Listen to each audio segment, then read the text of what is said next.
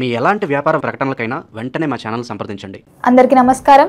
ఈరోజు మనతో పాటు ఉన్నారు ప్రముఖ ఆధ్యాత్మికవేత్త, astrologer, professor doctor Mullapudi Satyanarayana Murthy గారు. గురుగారితో మాట్లాడదాం. నమస్కారం గురుగారు. గురుగారు, ప్రతి ఒక్కరికి ఉండే కళ సొంతింటి కళ. సొంతింటి ఈ 2026లో ఎవరు సొంతింటి కళ నెరవేర్చుకుంటారు? ఏ రాశుల వారికి ఈ అదృష్టం పట్టబోతుందో తెలియజేయండి గురుగారు. ఈ సొంతింటి కళ అనేటటువంటిది నువ్వు అన్నట్టుగా అందరికి ఉంటుంది. సొంతిల్లు ఉన్నవాళ్ళు కూడా అనుభవించాల్సినటువంటి యోగం కూడా ఉండాలి. లేకపోతే అద్దెలకు ఇచ్చుకొని వీళ్ళు వేరే దేశాల్లో ఉంటారు. ఇప్పుడు అమెరికాలో ఉన్నవాళ్ళు ఇక్కడ 2-3 ఇళ్ళు కొని పడేస్తారు. కానీ వీళ్ళు అనుభవిస్తున్నారా? లేదు. వాచ్మెన్లకు ఇవ్వడమో లేకపోతే వేరే అద్దెలకు ఇచ్చుకుంటూ ఉంటారు. అలాగే ఈ యొక్క యోగము, గృహ యోగము అనేటటువంటిది ఎలాగో అలాగే వాహన యోగము అనేటటువంటిది కూడా ఒక యోగమే. ఇప్పుడు ఎన్ని కోటీశ్వరులు ఎంత డబ్బు ఉన్నప్పటికీ కూడా కాలినడకన నడుస్తారు చాలామంది. ఇక వాడు అదృష్టం అంతే అనమాట. ఎందుకని కాలినడకన పోతే వీడికి ఆయుర్దాయం ఎక్కువ పెరుగుద్ది. శని పాదయాత్ర చేస్తే మనకి పాదాల యాత్ర అనమాట. మా షర్మిలకు చెప్పుద్ది పాదయాత్ర. ఇది పాదాల మీద నడిచే యాత్ర, పాదయాత్ర. అది కరెక్ట్. అది కాబట్టి ఈ రకంగా మనము ఈ రాశుల వారికి మనం మేషరాశిని తీసుకుంటే మేషరాశి వాళ్ళందరికీ కూడా గృహయోగం ఉంది, వాహన యోగం ఉందమ్మా. కాకపోతే ఈ మేషరాశి వాళ్ళు వాహనం కొంటారు, కానీ 3 నెలల లోపల ఒకరిని గుద్దేస్తారు. ప్రమాదం కూడా ఉంది. కాబట్టి జాగ్రత్తగా చూసుకోవాలి. ఏలినాటి శని టైం కాబట్టి డ్రైవింగ్. తర్వాత నువ్వు అడగచ్చు, ఏమండి ఇదేంటండి బాబు కారు కొనేటప్పుడు గుద్దేస్తారా అంటే, ఏలినాటి శని టైముల్లో అంతే. మా ఒక శిష్యుడు ఉన్నాడు, మంచి బిల్డర్. ఆయన పాపం ఒక వాహనం కొనుక్కున్నాడు, బైక్ ఫస్ట్లో. ఇప్పుడు 100 కోట్లకు అధిపతి అయిపోయాడు అనుకో. ఆ బైక్ మీద వెళ్తున్నప్పుడు ఎవరో ఒక అడుక్కునే ఆవిడ మామూలుగా పడిపోయింది. ఎవరో గుద్దేసి పడిపోతే ఈయన కొంచెం మంచాడు, అక్కడికి వెళ్ళి అలా చూస్తున్నాడు ఎందుకు పడిపోయారని.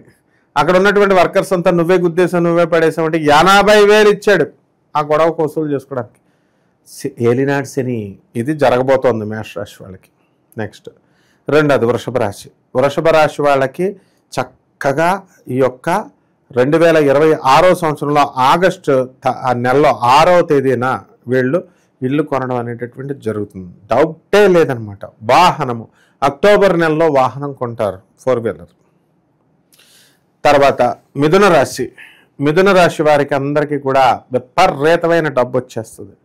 ఓ పక్కన అన్నలు ఇచ్చేస్తారు, ఓ పక్కన తండ్రులు ఇచ్చేస్తారు. మొత్తం డబ్బే ఏం చేసుకోవాలో కూడా తెలియదు అనమాట.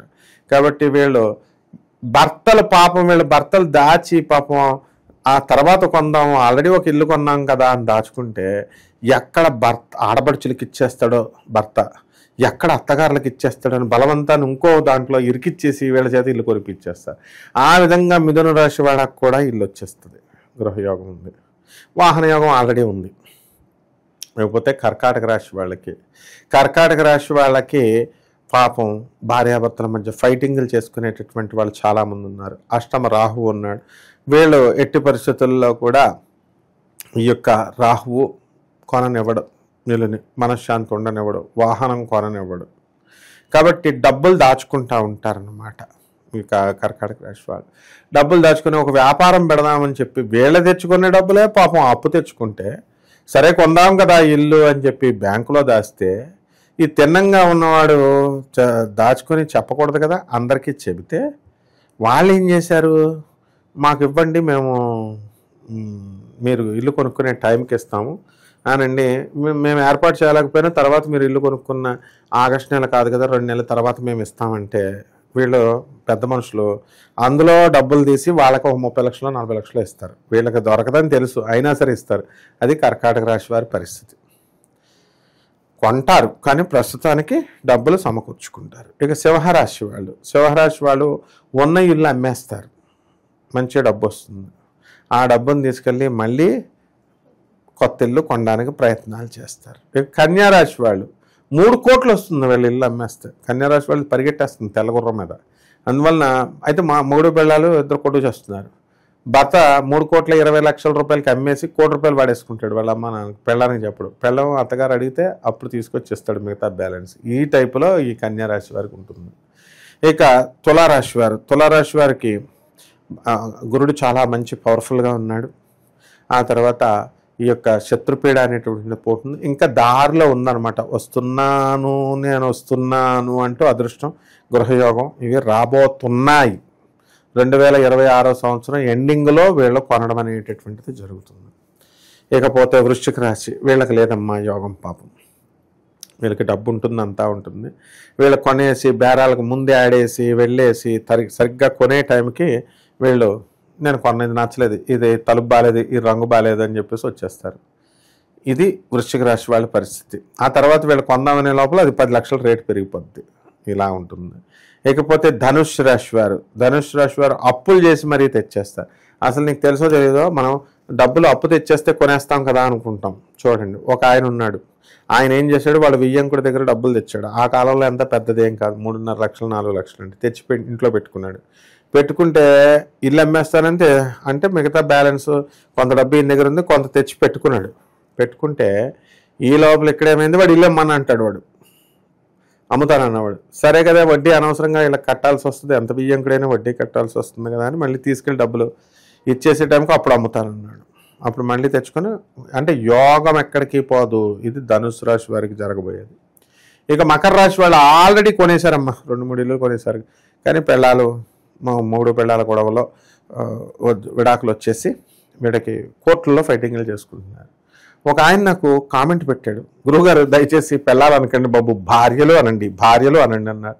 భార్యలు పెళ్ళాలు అంటే వీళ్ళకి ఎంత భయం, లాంగ్వేజ్ మీద ఎంత కమాండ్ ఉన్నప్పుడు భార్యలను ఎంత బాగా చూసుకోవాలమ్మా. వీళ్ళు తాగేసి వచ్చేసి బాధేస్తే మరి భార్యలు ఊరుకుంటారా చెప్పు? నారా తీసేస్తారు. ఆ కాలం పోయింది. ఏది పోలీస్ కేసులు పెట్టడాలు, 498A పెట్టడాలు, 494, 495 బైగామి ఇలాంటి సెక్షన్స్ అన్నీ పోతాయి.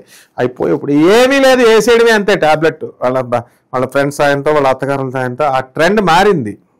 ఎరా మారుతుంది సంవత్సరాలు. ఇంకొకటి నాకు కామెంట్ పెట్టాడు, వీడు ఇంకా సూపర్.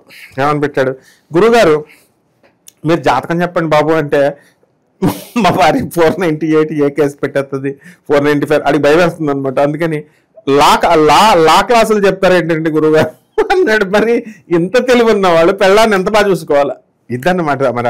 మరి ఆడది బాగుంటేనే గృహయోగం వస్తుంది, ఆడది బాగుంటేనే సంతోషంగా ఉంటేనే వాహన యోగం వస్తుంది. ఒక ఆయన చీర్ల వీరాస్వామి అని ఒక ఆయన ఉన్నాడు.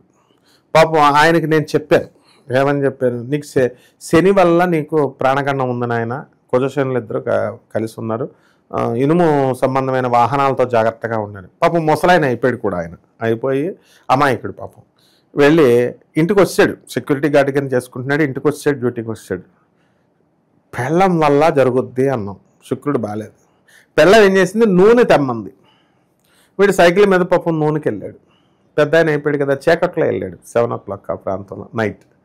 లారీ వచ్చింది ఫుల్ స్పీడ్లో వస్తే హార్న్ కొడితే ఈయన కన్ఫ్యూజ్ అయిపోయి పడిపోయాడు. లారీ గుద్దేసి స్పాట్ డెడ్. అంటే అక్కడ ఆయిల్ అనేది శని, వాహనం అనేది ఇనుము, కుజశనులు, యాక్సిడెంట్ అనేది కుజుడు, అలా కుర్రలేట్ అవుతాయి. కాబట్టి ఖచ్చితంగా విధిని ఎవరూ మార్చలేరన్నమాట. కాబట్టి ఈ మకర రాశి వాళ్ళంతా కూడా పెళ్ళాలను బాగా చూసుకోవాలి. ఆల్రెడీ కొనేశారు, అప్పుల్లో ఉన్నారు, వాహన యోగం కూడా వచ్చేసింది. మామగారు తీసుకున్నాడని మామగారికి బిల్లుస్ కడుతూ ఉన్నారనమాట. ఇక కుంభరాశి వాళ్ళు ఉన్న ఇల్లు అమ్మేసుకుంటున్నామండి బాబు, మాకు ఎప్పుడు వస్తుందండి, పనులే రావట్లేదు అని అంటారు. ఇల్లు యోగం ఉందయ్యా బాబు అన్నప్పుడు నమ్మాలి కదా. నమ్మకుండా మాకు లేదండి మేము ఎలా కొంటామని ఉన్నాయి అమ్మేసుకుంటుంటే అంటే మనం నోటితో ఏదంటే అదే జరుగుద్ది. ఎప్పుడైనా సరే చూడమ్మా, ఆడవాళ్ళు వాళ్ళ కొడుకుని అనేది ఒక ఆవిడ, లారీ కింద పడి చేస్తావు, లారీ కింద పడిపోతావు అని అలా అనకూడదు అనేవారు. కానీ ఆయన పెద్ద అయిన తర్వాత నిజంగానే లారీ కిందే పడి చచ్చిపోయాడు. అంటే తల్లి ఏదైతే అంటదో, అందుకే మా గురువుగారు బ్రహ్మశ్రీ చాగంటి కోటేశ్వరరావు గారైనా, ముఖ్యంగా మా గురువుగారు గరికపాటి నరసింహారావు గారు ఎప్పుడూ కూడా తల్లిని ఎక్కువ గౌరవిస్తారు, తల్లి గురించే ఎక్కువ చెప్తా ఉంటారు. తల్లి మాట ఏనంటారు నాయన, తల్లి ఆశీర్వాదం అని గరికపాటి నరసింహారావు గారు.